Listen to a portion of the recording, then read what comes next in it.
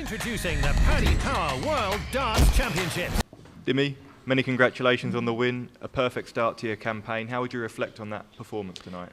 Yeah, how do I reflect? I grow into the game. That's how I reflect on it the most. And then fair play to Dylan. As soon as I hit the match start, finished to win the game, he shook my hand and he said, like, Dimi, you was so crucial.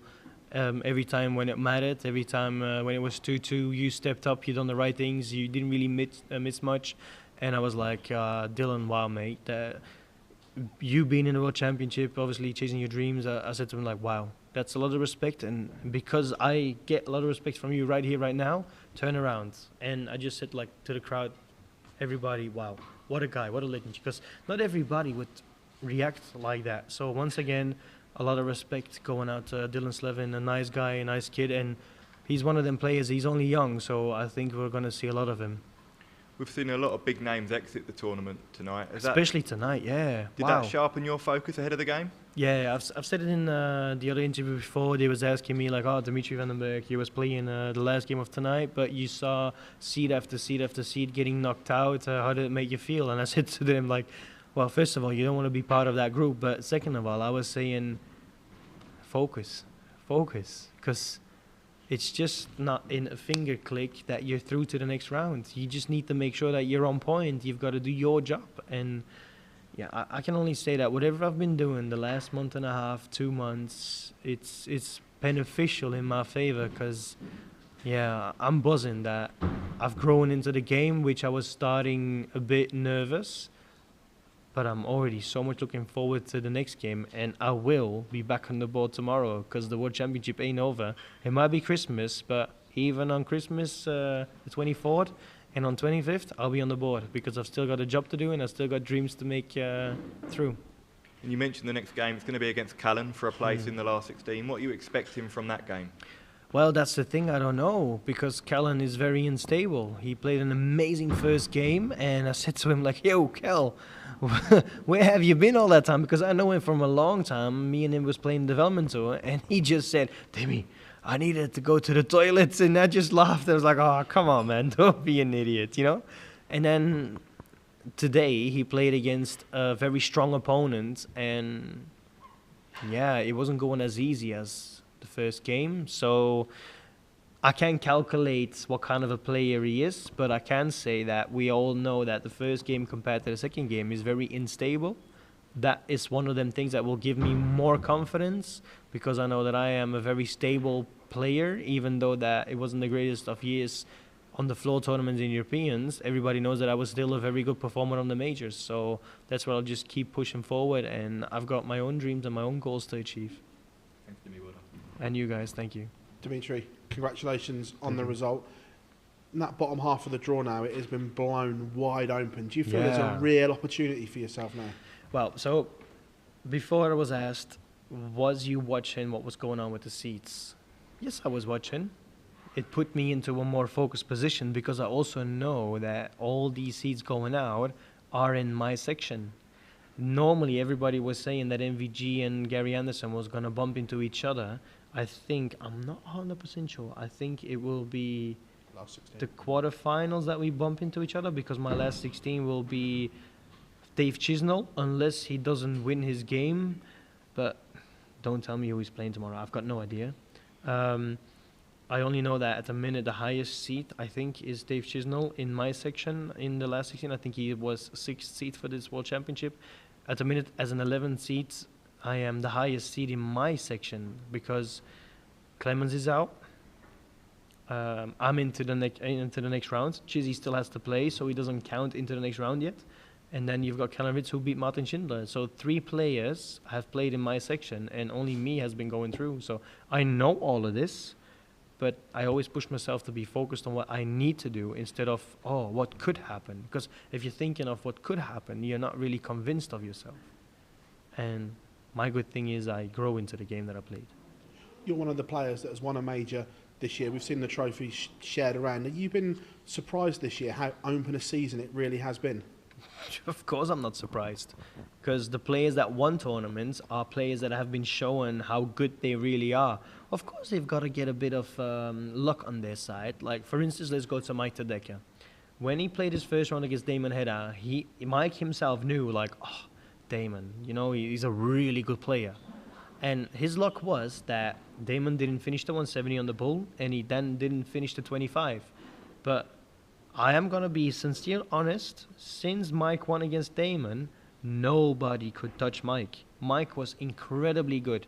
From the world champion in the final, Luke Humphries, to all the way to the last 16, nobody could beat him. Like, if you look at it, he beat me, Humphries, he beat Wade, he beat Anderson after he won against Damon Hedda. That's not an easy run, guys. So he won in a really strong field. And then afterwards, Richie Edaus, the European champion, he won it. And to be fair, we have seen so many great games, so many high quality of Richie Edaus over the whole year. He hasn't just been doing it once. He's been doing it on a consistent base that he was remarkably good, that everybody was talking about him. But we also know that sometimes he was playing games that we was thinking, oh, that's not Richie at all. But it's not a surprise that they all of a sudden got to a final, including Jermaine Watamina. And look to the World Championship. Jermaine was doing well at the European Championship, getting to the final. He took it on to the Grand Slam, getting to the quarterfinals against Luke Littler. And now he's into the third round. And twice he played phenomenally strong and high 90s averages. So, like, players are not maybe considered higher than what they can do. But that's all up to the bookies. That's their choices. But I am saying, bookies, be careful, because it could cost you a lot of money. Dimitri, well done on the Thank win. Is there anything in this World Championship that you think is maybe new for you going into this that you haven't had there before, whether it's an experience or something going into this that you haven't had before going into a World Championship? Yeah, and that's just another year of experience. I've been going through a roller coaster because everybody knows that I am quite alright on majors, but I haven't done, besides one tournament on the Pro Tours, nothing on Pro Tours and European Tours.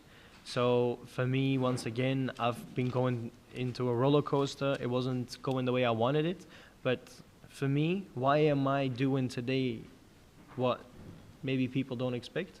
Because I'm a fighter. I'm one of them that just keeps battling. I'm one of them that I've got so many reasons to keep pushing forward. And the main reason is all the important people around me, that important circle that I've got, my manager, my best friends, my family, my sponsors, all of these people, my medical team, all of these people are bringing me to the person that I am. And even if I'm going through a rough period, that's all right. I'll come back stronger. I know that I'll come back stronger because as soon as I'm allowed to work again on that practice board, I'll be putting in the hours. And that's exactly what's been happening the last few months. I'll put in the hours as much as I can, as much as my body let me practice. I want to ask you about a young man, Lex Passhaus, who won the JDC World Championship yesterday, just 13 years of age. I saw you up there on the stage presenting the trophy with the guys from the JDC. Yeah. Where did you first see him play, and how good do you think he can be? My very first time ever I've seen him play was live, the Lakeside quarterfinal. I've heard his name so many times before, but I've also said, everybody, don't forget he's only 13. He's still so young. There's so much in his life that's still going to happen. But I've also said, after that I've met Lex Passhaus and his parents, that he's in a good place. He's got an older brother, so the parents already know that there's a lot of things coming onto his path, so they already said, we're happy to have some support, but we're not going to push our kids into positions he doesn't want to be in. So they've got a very wise head on their shoulders, and I'm really happy for that. I'm also very proud of the young kids because he's had a remarkable year. Semi-final at Lakeside, Wimbledon Master, JDC champion, second in the WDF Order of Merit. Like, wow. Imagine if you were 13 and you can tell that about yourself. How would you feel? Dimitri, well done on the win up there. You told the bookies to be careful, and they ranked you at 100 to 1 to win this tournament before a dart was thrown. Do you think you've been overlooked, given that you are a major winner? You made a quarter-final in Blackpool and semi-final at the World Grand Prix. This is such an unuseful question. I've got no idea what bookies means. I've already talked to my manager a few times, so many times. He loves football. He loves to put in bets for his soccer teams, for Champions League. He always explained to me what it means. I still don't have a clue what it actually means. So if they call me 100 to 1, all right. I don't understand it anyway. If they call me 1-on-1, doesn't that mean that I'm going to win it? Is that correct? If they call me 1-to-1, yes. It's very likely. So when is this going to happen? I've got to put my foot in there, you know. Do you think you should be talked about more as a potential contender for this No, of course championship? not. Of course not. Why should I? Am I winning multiple majors in a year? No, I'm not. I've won 2 in the space of 4 years, but before 2020, I didn't win any of them. So why should I be all of a sudden high? No, I like to be feet on the ground, work my ass off. I've got a lot of dreams, and at the end of the day, there's only one thing I want to do. I want to get my dreams in my private life, earn the money that I need for building my house, get my dream car, have holidays when I want, and I only can say thank you so much to the PDC. You guys give all of us professional dart players this opportunity, and all of the players probably don't recognize that as much as I do. Every time, every year, I'll let the PDC staff know, thank you guys, you work a lot of things very important for us professional dart players, because otherwise we have to do a 9-to-5 job. Mm-hmm. Trust me, none of them like to be awake at 8 o'clock in the morning. None of them.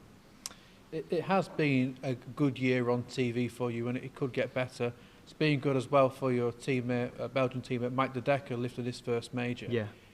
With him going out early, and if you went on a run here, could you potentially knock him out of a Premier League spot, or is there room for 2 Belgians maybe next year? I'm not focused on Premier League. I've got one goal. I want to be in the top 16 of the world, in the world, on the 2-year order of merit. At the minute, I'm not, and I don't like it. I have done really good again on major tournaments, but for some reason I'm out of the top 16, and I just don't understand. So whatever's happening, whatever opportunities I'm going to get, I'll talk about it, I'll think about it, but I'm not focused on that. I'm focused on, I want to be in the top 16 of the world after the World Championships, and I knew what I needed to do. So today was my first round, my first game, and that was one of the steps that I needed to overtake or jump over the hurdle to get to where I want to be. So I would love to be back in a quarterfinal, because I think that should get me back in the top 16. If not, I'll be disappointed. It doesn't even if I would be given the Premier League and I'm not in the top 16, I'm telling you now, I'll be disappointed, because I don't want to fall out of the top 16, because it's so important and so massive for us professional dart players. Dimitri, good luck in the next round. Thank you. Thank you.